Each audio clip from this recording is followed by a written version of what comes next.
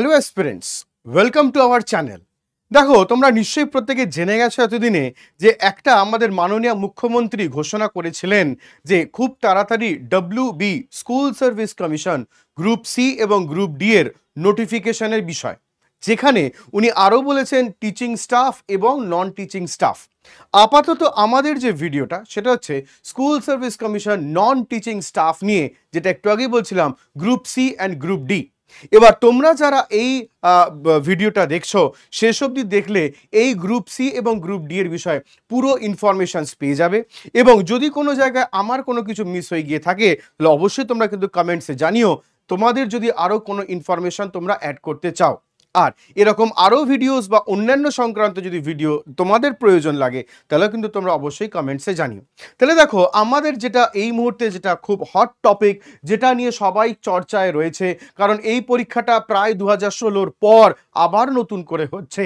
তো সেক্ষেত্রে এটা কি না, 4th regional level selection test for recruitment of non teaching staff, অর্থাৎ যেটা একটু আগে আমরা বলছিলাম যে নন টিচিং স্টাফের রিক্রুটমেন্ট। তাহলে এই বিষয়ে একটু ডিটেলস জেনে নেওয়া যাক। যার আন্ডারে দুটো পোস্ট আছে, একটা ক্লারিক্যাল লেভেল আর একটা হচ্ছে গ্রুপ ডি লেভেল। তাহলে চলো দেখে নিই যে কি আছে। দেখো, এজ লিমিট প্রথমেই যেটা বয়স, যে আমাদের যেটা মনে হয় যে হ্যাঁ, কত বয়স অবধি এই পরীক্ষাটা দিতে পারবে যারা দিতে চাইছে ইচ্ছুক ব্যক্তিরা, বয়স সীমা কি। তাহলে দেখো, এক্ষেত্রে বয়স সীমা যেটা দিয়ে দেওয়া হয়েছে 18 থেকে 40 এই বছরের এই বয়সের মধ্যে যাদের যাদের বয়স তারা এই পরীক্ষাটা দিতে পারবে। এবং এটা WBSSC নন টিচিং স্টাফের জন্য পোস্ট, দ্যাট ইজ কোনো একটা স্পেসিফিক ডেট না। এখানে যেরকম আমি একটা এক্সাম্পল দিয়েছি, যখন নোটিফিকেশন বেরোবে তখন এইখানে স্পেসিফিক বলে দেওয়া থাকবে যে এজ অ্যাজ অন, মানে অমুক ডেট অনুযায়ী তোমার বয়স যদি 18 থেকে 40-এর মধ্যে হয় তাহলে অবশ্যই কিন্তু তোমরা এই পরীক্ষাটা দিতে পারবে। হ্যাঁ, এবার আপার এজ লিমিট যেরকম ধরো তোমরা প্রত্যেকেই জানো যে রিজার্ভ ক্যাটাগরি যেমন SC ST OBC বা ফিজিক্যালি হ্যান্ডিক্যাপ বা চ্যালেঞ্জ বা এক্স সার্ভিসম্যানদের জন্য যেরকম সীমারেখা বা এক্সট্রা দেওয়া থাকে সেটা প্রত্যেকের জন্য আলাদা আলাদা করে দেওয়া থাকবে। বাট নর্মালি যারা নর্মাল যারা ক্যান্ডিডেটস, যাদের কোনো এরকম কোনো এক্সট্রা কিছু নেই, অর্থাৎ আনরিজার্ভড ক্যাটাগরি যদি আমরা বলি, তাহলে আনরিজার্ভ ক্যাটাগরির জন্য 18 থেকে 40। এবার যদি বলি কোয়ালিফিকেশন, মানে তোমার শিক্ষাগত যোগ্যতা কি লাগবে, তাহলে কোয়ালিফিকেশন ক্লারিক্যালের জন্য তোমার লাগবে যে হ্যাভ পাসড স্কুল ফাইনাল মাধ্যমিক বা ইটস ইকুইভ্যালেন্ট, অর্থাৎ মাধ্যমিক পাস করলেই দেওয়া যাবে ক্লারিক্যাল গ্রেড। এবং যদি কোনো পুরনো, যদি মানে ধরো যেহেতু 40 বছর, তাহলে সেক্ষেত্রে old HS in Liu of school final বা মাধ্যমিক অর ইটস ইকুইভ্যালেন্ট, মানে আলটিমেটলি মাধ্যমিক লেভেল যারা আছে তারা প্রত্যেককে এই ক্লারিক্যাল গ্রেড দিতে পারবে। এবার যদি আমরা আসি গ্রুপ ডি স্টাফ যেটা আছে, সেক্ষেত্রে ক্লাস 8 পাস করলেই তুমি দিতে পারবে, যে কোনো একটা স্কুল থেকে রেকগনাইজ হলেই হবে। এবং গ্রুপ ডি এর মধ্যে পোস্ট কি কি আছে না, peon, laboratory attendant, night guard, matron, helper বা ইত্যাদি যে পোস্টগুলো আছে গ্রুপ ডি, এই পোস্টগুলোর জন্য ন্যূনতম 8 ক্লাস 8 পাস করলেই হবে। আর ক্লারিক্যাল গ্রেডের জন্য মিনিমাম মাধ্যমিক পাস থাকলেই হবে। ক্লিয়ার? বিশদ জানতে অবশ্যই তোমরা স্টাফ সিলেকশন কমিশন নয়, এটা হচ্ছে স্কুল সার্ভিস কমিশন, কারণ এই জায়গাটা অনেকেই তোমরা ভুল করো। WBSSC অর্থাৎ West Bengal school service commission এর ওয়েবসাইটে গিয়ে, আবারও বারবার বলছি, গুলিয়ে ফেলবে না স্টাফ সিলেকশনের সঙ্গে, স্কুল সার্ভিস কমিশনের ওয়েবসাইটে গিয়ে তোমরা এই বিষয়ে আরও ডিটেলস জেনে নিতে পারবে। বোঝা গেছে? যখন ফাইনাল নোটিফিকেশন পাওয়া যাবে। নেক্সট, এরপরে যদি আমরা যাই যে এই যে ধরো আমাদের পরীক্ষাটা, ক্লারিক্যাল লেভেলের পরীক্ষার বিভাজনটা কি না, যে ক্ষেত্রে পরীক্ষার প্রথম রিটেন এক্সাম থাকবে 60 নম্বরের, তারপর একাডেমিক কোয়ালিফিকেশন অর্থাৎ তোমার প্রফেশনাল কোয়ালিফিকেশনস তার জন্য থাকবে 10 নম্বর, তারপরে পার্সোনালি টেস্ট মানে ইন্টারভিউ এবং তার সঙ্গে টাইপ টেস্ট মিলিয়ে থাকবে 30, যেখানে এই পার্সোনালি টেস্ট মানে ইন্টারভিউ যদি বলি তাহলে 5 নম্বর, আর বাদ বাকি টাইপিং টেস্টের জন্য থাকবে 25 নম্বর। তাহলে এই 5 আর 25 যোগ করলে 30, তাহলে এই হচ্ছে 30 নম্বর।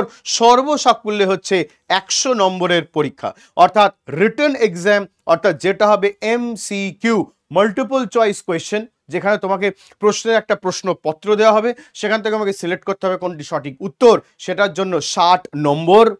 10 নম্বর থাকবে তোমার এডুকেশন কোয়ালিফিকেশন, মানে first division, second division, third division, যার যেটার আগেনস্টে এই কিছু মার্কস মানে অ্যালটেড থাকবে 10 নম্বর। আর বাকি 30 নম্বর থাকবে টাইপ টেস্ট এবং অবভিয়াসলি তোমার পার্সোনালি টেস্ট, অর্থাৎ যেটাকে আমরা বলে থাকি ইন্টারভিউ। ক্লিয়ার? এই হচ্ছে 100 নম্বরের পরীক্ষা। এবার যদি যে 60 নম্বরের পরীক্ষা আমরা বললাম যে রিটেন এক্সাম MCQ, সেই 60 নম্বরের ভাগটা একটু দেখে নেওয়া যাক। তাহলে দেখো এক্ষেত্রে আবারও SSC RLSTর যেটা ক্লারিক্যাল এক্সাম, তার যে বিভাজন কি কি না, জেনারেল নলেজ অর্থাৎ সাধারণ জ্ঞান, এটার জন্য থাকবে 15টা কোয়েশ্চেন 15 নম্বর। কারেন্ট অ্যাফেয়ার্স অর্থাৎ এখন যে রিসেন্ট ঘটনাবলী যেগুলো আছে সেগুলোর জন্য থাকবে 15টা কোয়েশ্চেন 15 নম্বর। জেনারেল ইংলিশ 15টা কোয়েশ্চেন 15 নম্বর, এবং আলটিমেটলি পাটিগণিত অর্থাৎ অ্যারিথমেটিক 15টা কোয়েশ্চেন 15 নম্বর, অর্থাৎ টোটাল 60টা কোয়েশ্চেন 60 নম্বর, এবং টাইম হচ্ছে 1 ঘন্টা অর্থাৎ 60 মিনিট। তার জন্য থাকবে তোমাদের 60টি কোয়েশ্চেন। এই 60টি কোয়েশ্চেন তোমাদের MCQ বেসড, যেখান থেকে তোমাদের একটা প্রশ্নের अगेंस्टे 4টে অপশনস থাকবে, সেই 4টের মধ্যে যেটি সঠিক সেটা তোমাদের নির্বাচন করে উত্তর করতে হবে।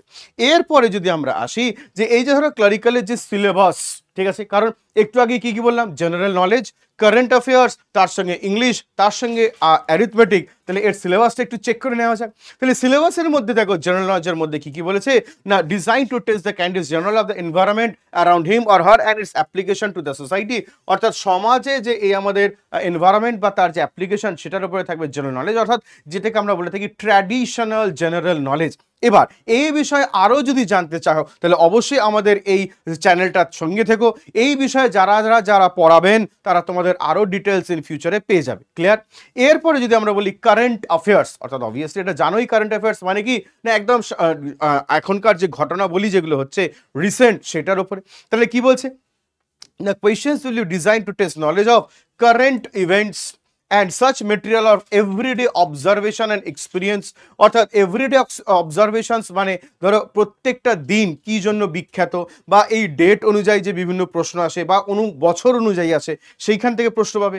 Test will also include questions relating to India, অর্থাৎ ভারত সম্পর্কিত, অর্থাৎ উচ্চতম, সব থেকে নিচে, বা কতগুলো আমাদের রাজ্যের কতগুলো কার কোথায় কি সীমানা, সব থেকে সমুদ্র যেখানে কোস্টাল এরিয়া বেশি, বা এই টাইপের যে ইন্ডিয়া রিলেটেড, কারণ ভারতবর্ষ একটি সাবকন্টিনেন্ট, তাই এখানে অনেক কিছু আছে জানার যেটা তোমরা অনেকেই জানো, সেইখান থেকে বিভিন্ন রকম প্রশ্ন।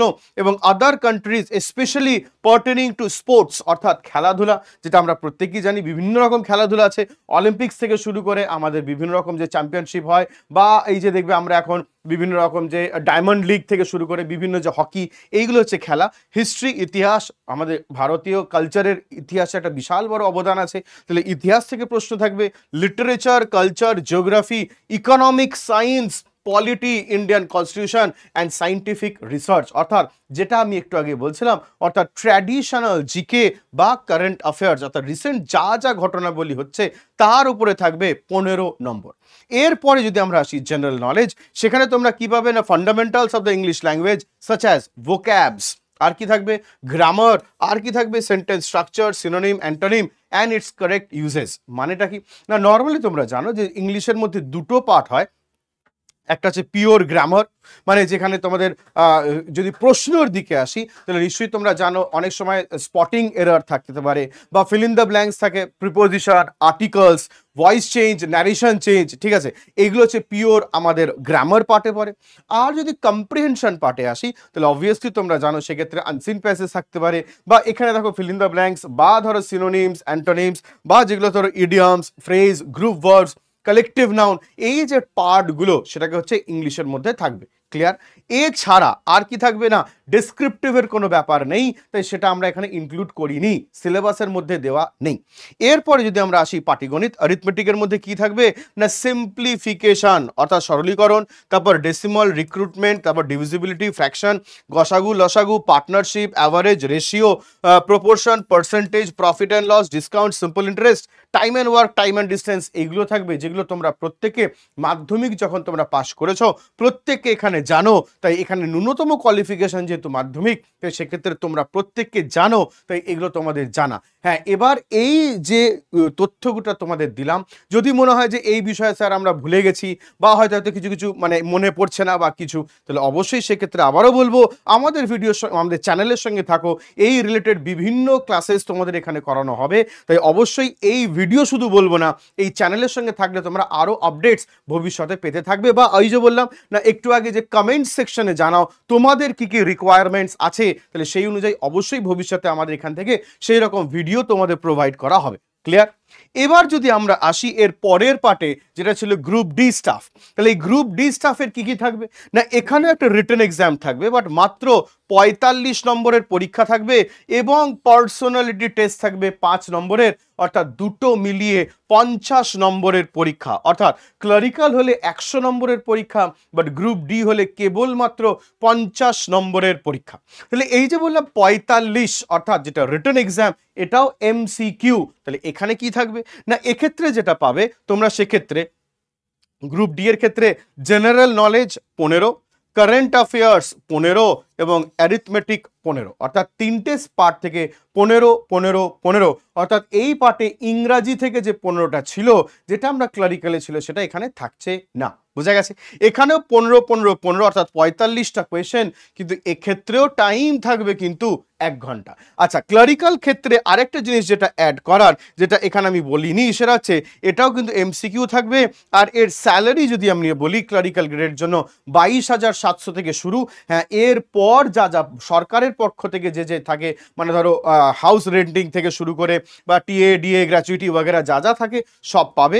এবং যদি আমরা গ্রুপ ডি এর ক্ষেত্রে যাই, তাহলে সেক্ষেত্রে তোমরা এখানের যে স্যালারিটা পাবে সেটা হচ্ছে ন্যূনতম 17,000 থেকে শুরু, এবং এছাড়া তোমাদের যা যা সরকারি আইন মানে নিয়ম অনুযায়ী যা যা তোমাদের পাওয়ার প্রয়োজন, সেগুলো তোমরা অবশ্যই এখানেও পাবে। এবং এখানেও এমসিকিউ ইন নেচার, এবং সাধারণত এই পরীক্ষার ক্ষেত্রে কোনো নেগেটিভ মার্কস থাকে না। ঠিক আছে? হ্যাঁ, এবার আবারও বলছি যে এই আপডেটের ডিটেলসগুলো তোমরা পেয়ে যাবে খুব শীঘ্রই, বা যদি আরও ডিটেলস প্রয়োজন হয় অবশ্যই ওদের স্কুল সার্ভিস কমিশনের যে ওয়েবসাইট আছে, সেই ওয়েবসাইটে তোমরা চেক করে নিতে পারো। এবার যদি আসি যে 45 নম্বরের যে আমাদের গ্রুপ ডি এর জন্য যে সিলেবাসটা ছিল, সেখানে কি কি আছে না, অবভিয়াসলি এখানে একটা জাস্ট অ্যাড করে দিচ্ছি। এখানে যেটা হবে উইচ ইজ গ্রুপ ডি, এখানে ক্লারিক্যাল হবে না, এটা গ্রুপ ডি হবে। জাস্ট একটু অ্যাড করে দিচ্ছি যাতে তোমাদের ভবিষ্যতে কখনো কনফিউশন না থাকে, তার জন্য একবার অ্যাড করে দিচ্ছি। এখানে হবে গ্রুপ ডি। ঠিক আছে? কারণ অনেকের মনে হতে পারে স্যার ওপরে তো ক্লার্ক লেখা আছে, তাই অ্যাড করে দিলাম, কোনো কারণে এটা এডিটিং করা হয়নি। চলো পরেরটার ক্ষেত্রে যদি আমরা দেখি, এখানে সিলেবাস কি কি আছে না, এখানেও জেনারেল নলেজ একই রকম, অর্থাৎ এনভায়রনমেন্ট এবং অ্যাপ্লিকেশন, কারেন্ট অ্যাফেয়ার্স একই আছে, বাট এখানে একটা জিনিস এক্সট্রা দেওয়া আছে যে West Bengal, state of West Bengal, অর্থাৎ রাজ্যের উপরে অনেক প্রশ্ন থাকবে। আরেকটা কিন্তু ভারত ছিল, রাজ্যও ছিল, হ্যাঁ আলাদা করে বলা ছিল না, বাট এখানে কিন্তু বলা আছে। অর্থাৎ question will be design knowledge on such matter of everyday observation experience. আর কি কি থাকবে, relating mainly to state of West Bengal and other states of India, pertaining to sports, history, culture আর জিওগ্রাফি। বারপাত কি একাই, বাট এখানে কিন্তু ওয়েস্ট বেঙ্গল থেকে একটু হলেও প্রশ্ন বেশি থাকবে। এরপরে যদি আমরা দেখি অ্যারিথমেটিক বা পাটিগণিত পাঠে যা ছিল আমাদের ক্লারিক্যাল, এখানেও তাই। অর্থাৎ এখানেও দেখো সিম্পলিফিকেশন, এখানেও গসাগু লসাগু, average, ratio, proportion, percentage, profit and loss, simple interest, time and work এবং টাইম অ্যান্ড ডিস্টেন্স, এইগুলোই কিন্তু থাকবে। এবং যা যা তোমরা ক্লাস 8 অবধি পড়েছো, আবারও বলছি এটার কোয়ালিফিকেশান ক্লাস 8 লেভেল, তাই অবশ্যই কিন্তু সেখানে ক্লাস 8 লেভেলই থাকবে, তার থেকে বেশি নয়। যদিও আমি জানি তোমাদের এখানে অনেকেই আছো যারা মাধ্যমিক, উচ্চ মাধ্যমিক, গ্র্যাজুয়েশন, পোস্ট গ্র্যাজুয়েশনও করেছো, তাই তাদের কাছে এটা অবভিয়াসলি ভেরি ভেরি ইজি। হ্যাঁ, এবার যদি কারোর মনে হয় না স্যার ভুলে গেছি, তাহলে আমরা রয়েছি, আমাদের সঙ্গে থাকো। অবশ্যই এই সংক্রান্ত বিভিন্ন ক্লাসেস তোমরা পাবে, যেখান থেকে তোমরা আবারও ভবিষ্যতে আপডেট হতে পারবে। ক্লিয়ার? এছাড়া যদি আমরা বলি, তাহলে এই মুহূর্তে এছাড়া আর নতুন কোনো আপডেট আমাদের কাছে নেই। তবে ভবিষ্যতে যদি কোনো আপডেট থাকে, আমরা অবশ্যই এই ভবিষ্যতে এই আপডেট নিয়ে আরেকটা ভিডিওতে আসব। তবে আবারও বলছি যে যেহেতু এই পরীক্ষাটি 2016-র নোটিফিকেশান লাস্ট হয়েছিল, অর্থাৎ 17-এ পরীক্ষা হয়েছিল, তারপর এবছর পরীক্ষা হচ্ছে, তাই অবশ্যই এইটা নিয়ে তোমরা অবশ্যই চেষ্টা করো পরীক্ষা দিতে। এবং এই পরীক্ষাটি যেহেতু এই বছর, অর্থাৎ 2025-এ পিএসসি বা স্টেট গভর্নমেন্টের প্রথম নোটিফিকেশান, তাই সেক্ষেত্রে অবশ্যই এটা নিয়ে কিন্তু তোমরা তৈরি থাকো। কারণ রিক্রুটমেন্টে যদি আমরা দেখি, গ্রুপ সি আর গ্রুপ ডি মিলিয়ে প্রায় 4,500 ভ্যাকেন্সিজ আছে, যেখানে গ্রুপ ডির জন্য অ্যাবাউট 1000টা, আর বাদবাকি 3 থেকে 3,500 কিন্তু আছে গ্রুপ সি। তাই এতগুলো পোস্ট পুরোটাই হবে কিন্তু স্কুলের রিক্রুটমেন্ট, অর্থাৎ তোমরা যারা পিএসসি ক্লার্কশিপ দাও তারা হয়তো অফিসে গিয়ে বসবে, আর যারা গ্রুপ সি দেবে ফর নন টিচিং স্টাফ তোমরা স্কুলে বসবে। পার্থক্য শুধু এটা, বাদবাকি আর কোনো পার্থক্য নেই। তাহলে এই আশা করছি ভিডিওটা শেষ অবধি দেখে ভালো লাগলো, এবং এরকম যদি আরও তোমাদের ভিডিওস লাগে বা প্রয়োজন লাগে অবশ্যই কমেন্ট সেকশনে জানিও, এবং দেখা হচ্ছে তাহলে নতুন ভিডিওয়ে, পরের ভিডিওয়ে। তাহলে ততক্ষণ অবধি প্রত্যেকে ভালো থেকো, টাটা।